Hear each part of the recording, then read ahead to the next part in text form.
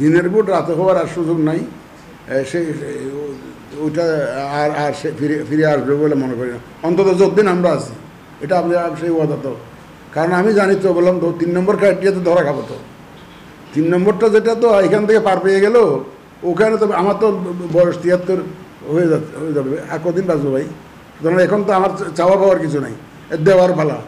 সুতরাং এই বয়সে এসে মৃত্যুর আগে এই দায় নিয়ে, এই 18 কোটি লোকের একটা দায় নিয়ে আমি মরতে চাই না। সুতরাং যা করবো ইনশাল্লাহ একদম সহি নিয়তে করব, সঠিকভাবে করব, আইন কানুন মেনে করব, বিবেকের সায় নিয়ে করব, এবং একদম নিরপেক্ষভাবে কাজ করব। সে নিয়ে কাজ করে যাচ্ছি, কাজ করে যাব ইনশাল্লাহ। তাতে আমি কেউকে, ব্যক্তিকে খুশি করার জন্য কোনো কাজ আমরা করছি না, কাউকে যে ফেভার করার জন্য কোনো কাজ করছি না। সম্পূর্ণ নিরপেক্ষভাবে আইন অনুযায়ী আমাদের বিবেচনায় এন্টায়ার কমিশনের বিবেচনায়, আমাদের 5 জনের বিবেচনায়, এবং আমার সেক্রেটারি সাহেবকেও ইনভলভ করি, সিনিয়র সেক্রেটারি সাহেবকে ইনভলভ করি আমরা সব। ওনারও মতামত নেই, উনি প্রশাসনে বহুদিন কাজ করেছেন, দক্ষ কর্মকর্তা, ওনারও পরামর্শ আমরা নিয়ে আমরা একদম যৌথ সিদ্ধান্ত নেই। এখানে কমিশনের 5 জনের কমিশন, 5 জন একমত না হলে আমরা কোনো সিদ্ধান্ত নেই না, এটাই। সুতরাং আর আপনি চিন্তা করতে পারেন যে ওখানে কেউ দিনের ভোট রাতে চায় না, আমাদের কমিশনারদের মধ্যে কেউ চায় না, সবাই সম্পূর্ণ বিরুদ্ধে এটার। সুতরাং আমার তো অ্যাডভান্টেজটা আছে, ওটা আর হবে না, ওই চলে এসেছে। আমাদের ওখানে যে একটা অনুষ্ঠান হয়েছিল, আমাদের সারা দেশ থেকে আমাদের অফিসাররা এসেছিলেন গত পয়লা রমজানে, মার্চের 2 তারিখে। তাদেরকে আমি হাত তুলে শপথ করিয়েছি। কিসের শপথ? নিরপেক্ষতার শপথ। আমার অফিসাররা ওয়াদা করেছেন, রমজান মাসের প্রথম দিনে হাত তুলে ওয়াদা করেছেন, তারা কারো দ্বারা প্রভাবিত হবেন না, সম্পূর্ণ নিরপেক্ষভাবে আইন কানুন মেনে তারা এই নির্বাচনটা পরিচালনা করবেন। অতীতের যেগুলো হয়েছে এগুলো আর যাতে পুনরাবৃত্তি না হয়, সেটাই আমার লক্ষ্য, এবং আমার কর্মকর্তারা সেই লক্ষ্যে একদম প্রতিজ্ঞাবদ্ধ। তারা এই গত ভোটার ডেতে এই ওয়াদা করেছেন।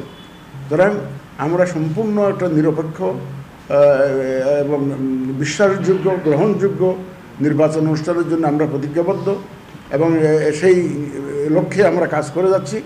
নিরপেক্ষ একটা নির্বাচন অনুষ্ঠানের জন্য আমরা শপথবদ্ধ।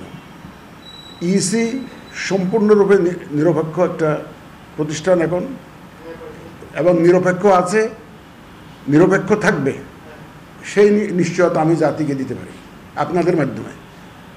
এখানে কোনো ধরনের কোনো প্রভাব, কোনো ধরনের কোনো চাপের কাছে আমরা মাথা নোয়াবো না ইনশাল্লাহ, আপনাদের সহযোগিতা নিয়ে। এটা আমরা একদম সম্পূর্ণ নিরপেক্ষভাবে আমরা কাজ করছি এবং করে যাবো ইনশাল্লাহ। দেখেন, এটা নিয়ে তো রাজনৈতিক বিতর্ক মাঠে দেখতেছেন। আমরা এই জন্য যেখানে রাজনৈতিকভাবে বিতর্ক চলে সেখানে আমরা জড়িত হতে চাই না। আমরা অত্যন্ত সযত্নে রাজনীতি পরিহার করে এগিয়ে যাওয়ার চেষ্টা করছি।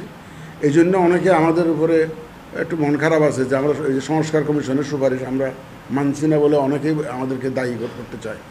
তা কিন্তু আমাদের একটা বড় ক্রাইটেরিয়া হচ্ছে যে সমস্ত সুপারিশের সাথে রাজনীতি সংশ্লিষ্ট আছে সেগুলো আমরা একটু সযত্নে পরিহার করছি। এই যে একটা বিশেষ দল নিয়ে যে কথাবার্তা হয়, এটা রাজনৈতিকভাবে আগে ফয়সালা হোক, আমরা সব ফয়সালা হয়ে আইন কানুন চেঞ্জ হলে যদি পরিবর্তন হয় তখন আমরা সেইভাবে ব্যবস্থা নেব। কিন্তু আমরা এইটাতে আমরা ইনভলভ হতে চাই না, এই বিষয়ে ইনভলভ।